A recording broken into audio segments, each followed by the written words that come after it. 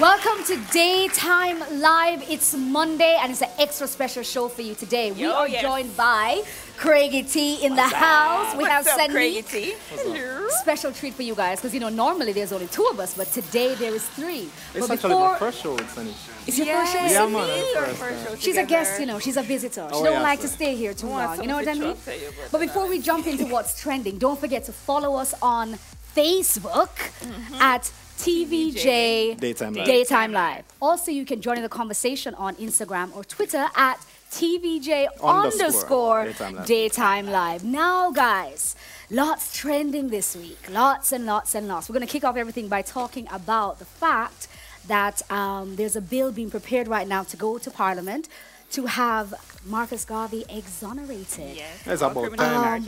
About time. Unpack that. Years. What do you think? What do you mean? What do you mean it's been a while? For those who don't know, tell us your thoughts on that. Listen, I think he came back to Jamaica in 1927. Yes, he was deported after being imprisoned in America. For He was mail deported fraud, here okay? For mail fraud. So you're saying to me that he 1927. comes back to Jamaica, we've made him our first national Not hero. yet. Okay. That wasn't done until he died in England. So in 67, So he came back to Jamaica, then went to England. And Whatever then happened after over he the period of died, time. he was exhumed, remained brought sent back here. to Jamaica. All Yep. right. So you wait until, this is what, 2017. I didn't very really good at the maths, but let's say years later, we're just doing this. And I still cannot understand why it took us so long. You have to bear in mind that it's not even done yet.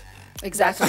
Exactly. You know, We're just putting the bill in. Yeah, we're just putting the bill to Parliament in when? October, that's what they're going to Yeah, that's look when at it goes to have a look. And you know what? Even when President Obama came, we were petitioning him to have Marcus Garvey exonerated there as well. So I'm like, it's interesting that we're petitioning something that we ourselves haven't done. Yes. You know, so I, for one, because I love Marcus Garvey, I think he's awesome. I think one we of should your favorite people. He literally is. Like, I'm not just saying that because we're talking about him. Like, the whole Pan-African movement, the whole thing about separatism, the whole thing about having our own economy as black people. You know, I'm pro-black, not anti-white, just pro-black. I'm just saying.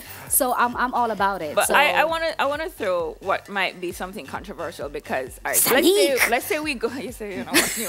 Let's say we go through. We do this in October, and we're still petitioning the U.S. to do it. But why should the U.S. care to exonerate?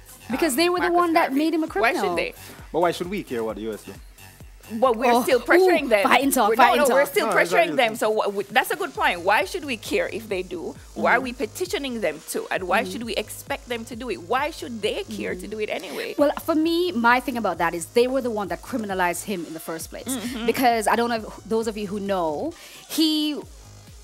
what he was charged for was mail fraud, right? And it wasn't until they got the whole mail parcel force, if you like, involved, that they managed to find some kind of discrepancy. And when they looked at to the charge books it. for Black Star Line, so it doesn't seem kind of up and up. And if you look at the trial, the notes from the trial, it was a little bit like a lot of discrepancies were there. So so for me, I do think that they have a responsibility to exonerate him because you know that it wasn't really. Come on, like, let's go. I don't think they do. I don't think it's a priority for the US. Not a priority. Not a priority. But I think they should because he's awesome and you need to let the world know that he's awesome. At the same time, even though it took so long, first national hero. I am happy that finally we're taking a step to doing something about it. I'm glad finally. Yeah, I mean, it's a good step and we should applaud that. Respect So to I know everybody involved in that. While we're talking about taking something to Parliament, let's talk about taking something to court. you got it. You got the connection, right? I'm like, yeah. So the thought about the pastor and you know, the 12-year-old. We spoke about this a couple of weeks ago. The fact that the 14-year-old young lady, her mom accused him as a pastor of some kind of sexual. So the pastor is saying no, that it is really extortion. He's saying that. So it has come to light now that he has had a relationship with the mother for a while. Yes, they were engaged. Yep. Yeah, and so some church funds went missing. Treasurer of the church. Yeah, she was a treasurer as well. So you know, pastor and treasurer are having a relationship that dubious anyway.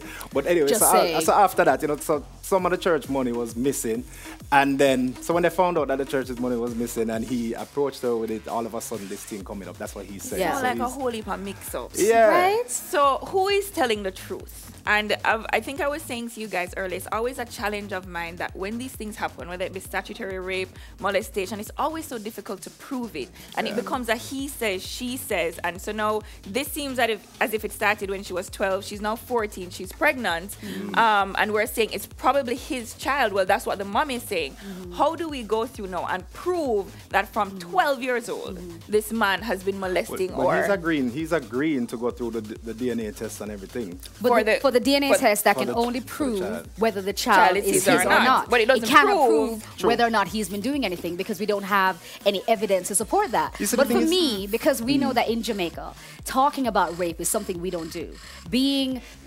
Even though we know it happens so frequently. Yeah, it's something that we're trying to unpack, trying to highlight. So I am kind of on the side of believing her. Yeah, but that doesn't make it. That doesn't make it true. It doesn't make it a lie. Exactly. So I'm just saying. I don't know. In situations like that, in situations like that, wrong or right.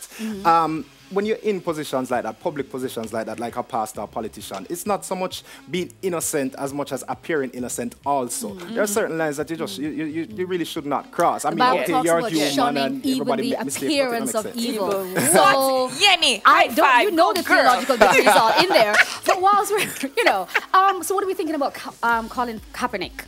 What are you thinking about that? The fact that, okay, sure, let's go. I don't know what. I'm joining in just because. That's what he did when he kneeled down instead of standing for the national anthem. So I don't know. You guys all know the story, was that the appropriate thing to do? Sanique, don't let me fight on TV, Sanique. I understand that, yes, he's taking a stand and we're going pro. But was it appropriate to do that at that time the national anthem does not, because there's a part of the national anthem that nobody talks about ownership of slaves and how you treat the slaves and whatever. And he's saying this doesn't adequately represent him.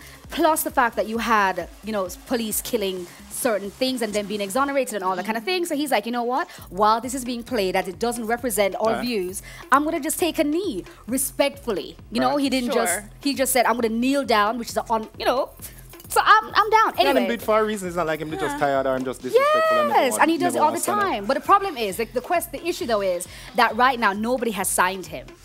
So no NFL company or team rather, not company. And do you understand why?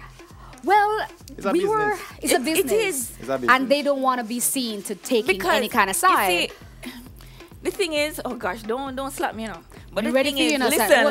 Hold on. Go on. What you say? At the same time, okay, it is a business. He has a responsibility as a player. Now, my thing is, why we're doing it at that time? It shows a particular trait in your character that is probably going to be an issue for me if I am your manager. Sanique, hold on. All right, you see we're heat up on the whole thing, but we can't just yet. Daytime Live will be right back. Already? Join us after the break.